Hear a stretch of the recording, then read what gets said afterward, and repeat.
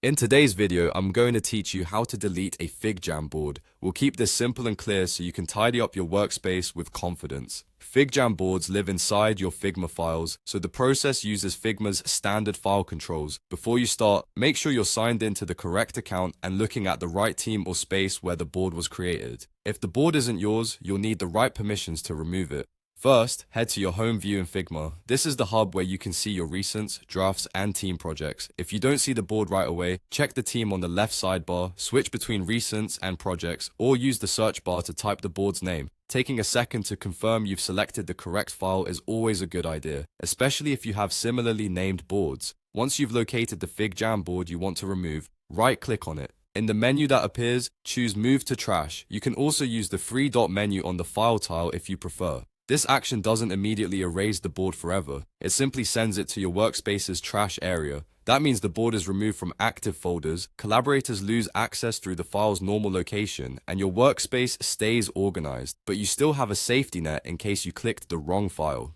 If the Move to Trash option isn't available, you likely don't have permission to delete that board and may need to ask the file owner or an admin. When the confirmation dialog appears, click Move File to Trash. This is the final confirmation that applies your change. After this, the board is moved to trash, and the usual share links will stop working for viewers who depended on the original location. If you realize you need the board back, you can go to your trash and restore it, as long as it hasn't been permanently cleared by you or a workspace admin.